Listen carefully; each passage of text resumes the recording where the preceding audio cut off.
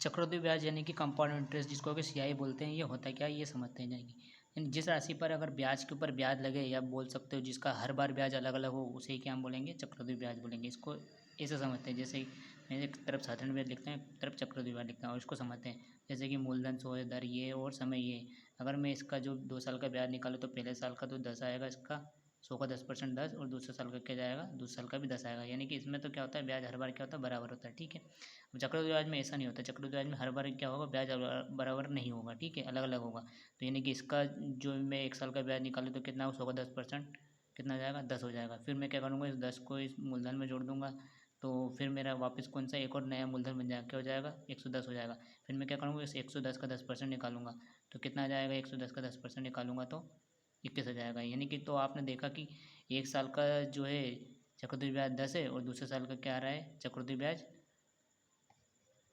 11 आ रहा है। ठीक है, दूसरे साल का 11 है। यानी कि क्या होता है, इसमें चक्रवृद्धि ब्याज क्या हो रहा है, अलग अलग हो रहा है। तो टोटल कितना हो रहा है, 21 हो रहा है। ठीक है, 2 सालों का। यानी कि हर साल क्या होगा, इसमें चक्रवृद्धि ब्याज अलग अलग होगा। लेकिन साधारण ब्याज में क्या होगा, हर बार क्या होगा, ब्याज बराबर होगा। हम देखते हैं आगे कि हम स्कूल टाइम में क्या करते थे, ये फॉर्मूला यूज़ करते थे। ठीक है। अब इस पी का क्या मैं अंदर गुणा कर दूंगा तो ये इस प्रकार से बन जाएगी। ठीक है। तो ये क्या होता था आपका, इतना सा आपका मिश्रधन होता था। तो मिश्रधन यानी कि अमाउंट, यानी कि ए और ये पी। ठीक है। तो क्या मैं इसको ऐसे लिख सकता हूँ, ए बराबर P+P1+R/100 की पावर n, यानी कि मिश्रधन लिख सकता हूँ। अब मैं क्या करूँगा, इस मूलधन को इसके बटे में ले जाऊँगा। तो ठीक है, मुझे क्या करना है, मुझे सिर्फ इतना ही फॉर्मूला याद करना है, इतने में मुझे सिर्फ इस पर ध्यान देना है। इसी से क्या हो जाएंगे, मेरे सारे सवाल हो जाएंगे। ठीक है। चलिए फ्रेंड्स, आगे बढ़ते हैं। यहाँ पर ये दे रखी है, इनकी इकाइयाँ दे रखी, इनकी वो दे रखी है, किससे रिप्रेजेंट किसको किया जाएगा, ये आप देख लीजिए। चलिए हम आगे क्वेश्चन है उसको देखते हैं। तो जैसे कि ये क्वेश्चन दे रखा है, इसमें हमें राशि दे रखी है कितनी, 1000 रुपये दे रखी है, 10% दे रखी है, और समय हमें 2 साल का दे रखा है, और हमने क्या निकालना है, 2 साल का क्या निकालना है, ब्याज निकालना है। तो हम इसको कैसे करेंगे, इस फॉर्मूले की तरह देखेंगे। हम क्या करेंगे, ये जैसे लिखेंगे यहाँ 1+R, दर कितने दे रखी है, 10%। ठीक है, इस प्रकार से हम लिख देंगे। ठीक है, ये लिखने में टाइम लगेगा, बाकी आसानी से हो जाएगा। तो इससे ये कट जाएगा, तो यहाँ कितना हो जाएगा, 1/10। ठीक है, तो ये 10 का इधर गुणा हो जाएगा तो कितना हो जाएगा, 10 एकम 10, 10 और 1 11 है, तो कितना हो जाएगा, 11/10 हो जाएगा। ठीक है, समय कितना दे रखा है, 2 साल दे रखा है।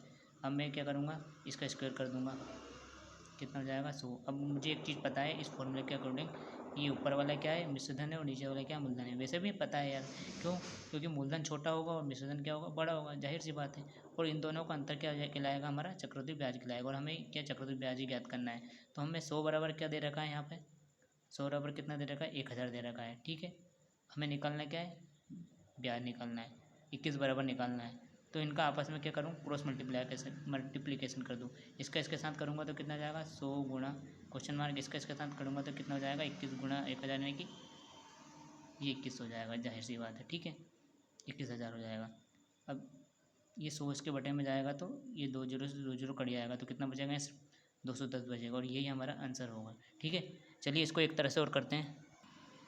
ये दूसरी मेथड में हमें ये कुछ नंबर याद रखने होंगे, 11 के स्क्वायर, 11 क्यूब, 11 की पावर 4, 11 की पावर 5। ठीक है, ये नंबर याद रखने होंगे, जैसे 121 होता है, ये 1331, ये 2 साल का है, ये 3 साल के लिए है, ये 4 साल के लिए, 5 साल के लिए। इनमें भी हमें सिर्फ इतना ही याद रखना रहेगा। ठीक है, इसको याद रखने से हम बड़े बड़े सवाल बहुत आसानी से कर लेंगे, काफ़ी सारे सवाल इससे हो जाते हैं। तो चलिए फ्रेंड्स, सीखते हैं कैसे करते हैं इस मेथड का यूज़। तो जैसे कि मैं 2 साल के लिए कर रहा हूँ तो 2:1 ले रहा हूँ। ठीक है, तो मैं क्या करूँगा, यहाँ पे हमेशा एक लिखूँगा, राशि लिखूँगा, क्या है, 1000। मैं 1000 का 10% निकालूंगा तो कितना आएगा, 1000 का 10% 100 आएगा भाई। इसको काट के देख लीजिएगा आप। ठीक है, उसी प्रकार से अब 100 आया तो मैं 100 का क्या निकालूंगा, ये 100 जो आया इसी का क्या निकालूंगा, दर के अनुसार निकालना रहेगा। ठीक है, 10% कितना हो जाएगा, 100 का 10% कितना हो जाएगा, 10 हो जाएगा। ठीक है, अब मैं क्या करूँगा, इस 100 का इसके साथ गुणा कर दूँगा, कितना हो जाएगा, 200। ठीक है, और इसका इसके साथ गुणा कर दूंगा तो कितना हो जाएगा, 10। ठीक है, और इन दोनों को जोड़ दूंगा तो ये क्या जाएगा, 210। ये हमारे क्या जाएगा, ब्याज आ जाएगा 2 साल के लिए। ठीक है, चलिए आगे बढ़ते हैं कुछ और सवालों के साथ। अब इस क्वेश्चन को देखिए, ये यहाँ मूलधन दे रखा है, यहाँ दर दे रखी है, यहाँ समय दे रखा 3 साल का, और मुझे चक्रवृद्धि ब्याज निकलना है। इसको कैसे करते हैं, 16 से 2/3%। इसको क्या मैं डायरेक्ट रेशो में 1/6 लिख सकता हूँ। ठीक है, 1/6 लिख सकता हूँ। कैसे निकाला है ये आप सीख लीजिए। 16 से 48, 2 50, 50 बट्टे कितना हो जाएगा, 3 हो जाएगा। इस परसेंटेज का मतलब बटे में 100 होगा, तो 50 से 2 जाएगा तो कितना हो जाएगा, 50 से 100 जाएगा 2 बजेगा, तो कितना हो जाएगा, वही 1/6 प्राप्त होगा। ठीक है, यहाँ क्या हो जाएगा, 1/6 प्राप्त होगा। तो मैं क्या करूँगा, यहाँ 1/6 लिख दूँगा, क्योंकि चलो ठीक है, मैं करके दिखा देता हूँ। जैसे कि आर 16 48 2 50, ठीक है, 50/3, ये देखिए 16 48 2 50/3, ठीक है। परसेंटेज का मतलब बटे में 100, इससे ये चल जाएगा तो कितना हो जाएगा, 1/6 बचेगा यहाँ पे, ठीक है। नीचे क्या बचेगा, 1/6 बचेगा। तो यहाँ क्या लिखूँगा, ये 1 + 1/6 ये बचा हुआ है नंबर्स, मुझे 3 साल के लिए निकालना है। तो इसको इधर गुणा करूँगा, कितना हो जाएगा, ये 7/6 हो जाएगा, ठीक है। ये 7/6 हो जाएगा। अब मुझे क्या निकालना है, 3 साल क्या निकालना है मुझे, 3 साल का चक्रवृद्धि ब्याज निकालना है, ठीक है। तो मैं कैसे करूँगा, 3 साल का चक्रवृद्धि ब्याज कैसे निकालूंगा, ज़रा इसको देखिएगा। तो इसका 7 का 3 बार में क्यूब करूँगा तो कितना जाएगा, 343, इसका कितना हो जाएगा, 216 हो जाएगा, ठीक है। और मुझे निकालना क्या है, यहाँ पे चक्रवृद्धि ब्याज निकालना है, ठीक है। तो मैं कैसे क्या चक्रवृद्धि ब्याज निकालूंगा, देखिए मुझे 3 साल का निकालना है। तो पहले तो इसमें से इसको घटाऊंगा, क्योंकि ये क्या है, मिश्रधन और ये क्या है, मूलधन है, ठीक है। इसको इसमें से घटाऊंगा तो क्या प्राप्त होगा, ये क्या था, मेरा मिश्रधन था, ये मूलधन था। तो और ब्याज कितना निकलेगा, इन दोनों का अंतर कितना, 127। ये क्या है, रेशियो में दे रखा है, मुझे क्या निकालना है, रुपये में निकालना है। तो मुझे 216 बराबर कितना दे रखा है यहाँ पे, जैसे 216 बराबर मुझे दे रखा है 8640 दे रखा है। मुझे निकालना क्या है, 127 की वैल्यू निकालनी है। तो वही मैं क्रॉस मल्टीप्लिकेशन करूँगा, ठीक है। क्रॉस मल्टीप्लिकेशन करने पर क्या वैल्यू बनेगी, ये वाली वैल्यू बनेगी। और इधर क्या हो जाएगा, ये क्वेश्चन मार्क के साथ यहाँ 216 जाएगा, वो करूँगा क्रॉस मल्टीप्लिकेशन। लेकिन 216 को मैं बाद में नीचे भी तो लिखाऊंगा, तो इसलिए मैं डायरेक्ट इसको नीचे लिखा रहता हूँ। ये इससे कितनी बार चले जाएगा, 4 बार चले जाएगा। और इसका आपस में गुणा कर देंगे तो कितना जाएगा, हमारा आंसर 5080 हो जाएगा। चलिए फ्रेंड्स, इसको दूसरी मेथड से सीखते हैं। इस दूसरी मेथड में मुझे 3 साल के लिए निकालना है, तो मैं 3 3 1 इस प्रकार से नंबर का यूज़ करूँगा, जो कि मैंने पीछे भी आपको बताया था। तो 8640 का क्या निकालूंगा, 1/6 निकालूंगा। क्यों निकालूंगा, क्योंकि 16 से ही 2/3% की रेशियो वैल्यू 1/6 होगी, ठीक है। तो 1/6 निकालूंगा, 1/6 निकालूंगा तो कितना हो जाएगा, ये 1440 हो जाएगा। अब इस 1440 का मैं 1/6 निकालूंगा, ये यहाँ पे 1440 का 1/6 निकालूंगा तो कितनी हो जाएगा, ये 240 बार जाएगा, ठीक है। इसी प्रकार से इसका भी 1/6 निकालूंगा, इसका 1/6 कितना हो जाएगा, 240 का 1/6 कितना हो जाएगा, ये मैं यहाँ पे निकाल देता हूँ, कितना हो जाएगा, 40 हो जाएगा, ठीक है।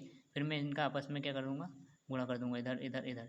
तो इसका इसमें आपस में गुणा करूँगा तो कितना जाएगा, 4320, ठीक है। इसका करूँगा तो कितना हो जाएगा, 720 हो जाएगा। और इसका करूँगा तो कितना हो जाएगा, 40 हो जाएगा। और इन सबको मैं आपस में जोड़ दूँगा, इन सबको आपस में जोड़ने पर मुझे क्या प्राप्त हो जाएगा, ब्याज प्राप्त हो जाएगा, ठीक है फ्रेंड्स। देखिए इससे काफ़ी आसानी से कर सकते हैं, बट हमें 2 ही मेथड आनी चाहिए, क्योंकि इस मेथड का भी हम कहीं ना कहीं यूज़ आगे करेंगे। इस मेथड से भी बहुत सवाल होते हैं और इस मेथड से तो बहुत ही ज़्यादा सवाल होते हैं। चलिए आगे देखते हैं कुछ और क्वेश्चनों के साथ। इस वाले सवाल में क्या दे रखा है, हमें मूलधन नहीं दे रखा, 10% की चक्रवृद्धि दर दे रखी है, निवेश की गई है, 2 वर्ष बाद 726 रुपये हो जाते हैं, मतलब क्या दे रखा है, हमें मिश्रधन दे रखा है, ठीक है। तो ये हमारा फॉर्मूला होता है, दर हम रख देते हैं इसमें, जैसे इसमें मैंने दर रख दिया तो क्या हो जाएगा, ये 11/10 हो जाएगा, ठीक है। और ये कितना हो जाएगा, इसका स्क्वायर करेंगे 121/100 हो जाएगा। और ये क्या हो जाएगा, इन दोनों का अंतर ब्याज हो जाएगा। हमें निकालना क्या है, इसमें मूलधन निकालना है। और दे के रखा है मिश्रधन दे रखा है, मिश्रधन दे रखा है मतलब कि क्या दे रखा है, 121 बराबर कितना दे रखा है, यहाँ पे 726 दे रखा है, ठीक है। 121 बराबर क्या दे रखा है, 726 दे रखा है ना। तो और हमें निकालना क्या है, मूलधन निकालना है, 100 बराबर निकालना है। तो क्या करेंगे हम, वही क्रॉस मल्टीप्लिकेशन करेंगे, इसका इधर गुणा करेंगे तो 121, ये 726, 100, ठीक है। ये आपस में गुणा में चल जाएगा, 121 इसके बटे में चल जाएगा, तो इससे ऐसे करेंगे तो क्या हो जाएगा, ये कट जाएगा। तो क्या आ जाएगा, हमारा जो मूलधन है वो क्या जाएगा, 600 जाएगा। फ्रेंड्स वैसे ही सवाल है, बस इसमें क्या हमें मिश्रधन की वैल्यू दे रखी थी और मूलधन हमें ज्ञात करना है, कोई अंतर नहीं है। अब देखो यहाँ पर इस वाले सवाल में हमें मूलधन ही दे रखा है। इस वाले सवाल की एक खासियत, इस तरह की मेथड की एक खासियत है कि इसमें हमें मूलधन, दर और समय पता होना चाहिए। 3 चीज़ों हमें पता है तो हम आसानी से कर सकते हैं, नहीं भी है तो अब भी हम कोशिश करके मानकर कर सकते हैं। जैसे कि मैंने मूलधन 100 माना, तो 100 का 10% निकालूंगा तो कितना जाएगा, 100 का 10% 10 होगा। ये आप निकाल लीजिए, मैंने पहले भी आपको निकालना सिखा दिया है। और 10 का जो है 10% यानी कि 1/10 कितना हो जाएगा, 1 हो जाएगा, ठीक है। और इसका आपस में गुणा कर देंगे तो ये हो जाएगा और ये हो जाएगा, तो हमारा ब्याज कितना हो जाएगा, 121 हो जाएगा। और हमें दे के रखा है, हमें मूलधन दे रखा है, तो सॉरी क्या दे रखा है, हमें मिश्रधन दे रखा है। तो क्या करूँगा मैं, मूलधन में जब ब्याज को जोड़ूंगा तो कितना हो जाएगा, ये मिश्रधन बन जाएगा। मिश्रधन बराबर कितनी वैल्यू दे रखी है हमें यहाँ पर, 726 दे रखी है, ठीक है।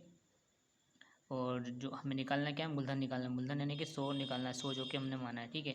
इसका क्रॉस मल्टीप्लिकेशन करूँगा तो ये देखिए बिल्कुल सेम वैसा का वैसा ही बन चुका है, ठीक है। तो इसका क्रॉस मल्टीप्लिकेशन करने पर भी इसका आंसर क्या जाएगा हमारा, 600 हो जाएगा। ठीक है, चलिए फ्रेंड्स आगे देखते हैं कुछ और सवाल। अब देखिए ये वाला, इसमें क्या दे रखा है, वही मूलधन दे रखा है, दर दे रखी है, समय 4 साल के लिए हमें क्या निकालना है, ब्याज निकालना है। ठीक है, तो अब उसी प्रकार से हम फॉर्मूले में रख देते हैं। ये 20% मतलब 1/5 हो जाएगा, यानी कि 6/5 हो जाएगा। और इसका जो 4 बार वो करेंगे मल्टीप्लाई 6 का और 5 का, तो इस प्रकार से हमें प्राप्त हो जाएगा। ठीक है, हमें क्या दे रखा है, 625 यानी बराबर इतना दे रखा है। और हमें निकालना क्या है, यहाँ पे ब्याज निकालना है। तो ब्याज क्या होता है, इन दोनों का अंतर 671 वाला ये होगा। और इसको और हम तोड़ेंगे क्वेश्चन मार्क को, और इसको अगर अब फिर हम हल करेंगे इस प्रकार से, तो ये हमारा आंसर कितना जाएगा, 9,984। इस प्रकार से हमारा कुछ आंसर आएगा। ठीक है, लेकिन फ्रेंड्स ये मुझे याद था इसलिए मैंने कर दिया, लेकिन देखा जाए तो इसको सॉल्व करने में काफ़ी टाइम लगेगा। इसलिए 4 साल के लिए ये मेथड सही नहीं है। ठीक है, 4 साल के लिए हमने इस प्रकार से कुछ मेथड का यूज़ करना है। वैसे इससे भी कर सकते हैं, आंसर तो हमारा आ जाएगा, कोई प्रॉब्लम नहीं है। लेकिन हम यहाँ पर ये वाली मेथड करेंगे। जैसे कि यहाँ पे 40,000 है। ठीक है, ये 40,000 है। 40,000 का 20% कितना हो जाएगा हमारा, जैसे 40,000 का अगर हम 20% निकालेंगे तो कितना आ जाएगा हमारा, 8,000 आ जाएगा। ठीक है, जैसे कि 40,000 का 10% 4,000, तो 20% कितना, 8,000। ठीक है, कैसे निकाल लो वो आपकी प्रॉब्लम है। ठीक है, अब यहाँ पे क्या निकालेंगे हम, 8,000, या 8,000 का क्या निकालेंगे, यहाँ पे 20% निकालेंगे। तो 8,000 का 20% कितना जाएगा हमारा,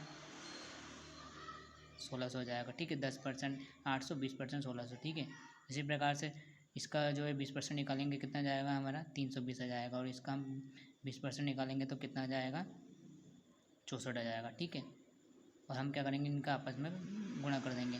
तो ये कितना जाएगा, 8 चौके 32, तो ये कितना जाएगा, ये कितना जाएगा, 9600 हो जाएगा। ठीक है, ये कितना जाएगा, 64 दूनी 128, ये कितना जाएगा, 1280 जाएगा। और ये कितना हो जाएगा आपका, 64 हो जाएगा। फिर हम क्या करेंगे, इन सबको आपस में जोड़ देंगे। तो ये कितना होगा, 32,000, ये कितना है आपका 8 चौक 32, ये कितना है 32,000। ठीक है, ये कितना है 9,000। तो 32,000 अगर इन सबको हम आपस में जोड़ेंगे तो कितना होगा, 32,960। तो ये इतना ही हो जाएगा। ठीक है, 32 9 41, सॉरी 41, 600, तो यही हो जाएगा। ठीक है, इसके बाद आपका 1280, और इसको आप जोड़ लीजिएगा। जोड़ने पर जो आंसर आएगा वही हमारा आंसर होगा। जैसे 8 6 14, ये कितना जाएगा, 6 था, तो 6 2 8, ये 42, ये क्या है, इस प्रकार से हमारा कुछ आंसर आएगा 42,844। इसको सोल्व करने पर भी यही आंसर आएगा, ये शायद नहीं आएगा। ठीक है, ये क्या जाएगा, हमारा आंसर हो जाएगा। तो फ्रेंड्स हमने क्या देखा कि इस प्रकार के मेथड से हम आसानी से और कम समय में कर सकते हैं। मेथड ये भी ठीक है, कोई प्रॉब्लम नहीं है, लेकिन इससे क्या है, थोड़ा कम समय लगेगा। आसान है इन नंबर्स को याद रखना, 2-3 बार प्रैक्टिस करोगे याद हो जाएगा।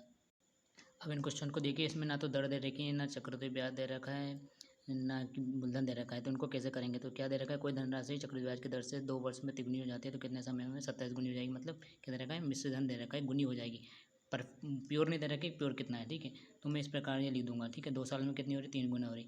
अब मुझे क्या 27 गुना बनाना है, तो मैं क्या करूँगा, ये 3 की घात 1 है मान लो यहाँ पे, तो मैं क्या करूँगा, 3 का अगर इसमें 3 का गुणा कर दूँ घात में, तो क्या जाएगा यहाँ पे, 3 की घात 3 हो जाएगी। ठीक है, और यहाँ कितना हो जाएगा, इसके साथ भी 3 का गुणा करना पड़ेगा, तो इसके साथ 3 का गुणा करूँगा तो कितना हो जाएगा, 3 दूने 6 हो जाएगा।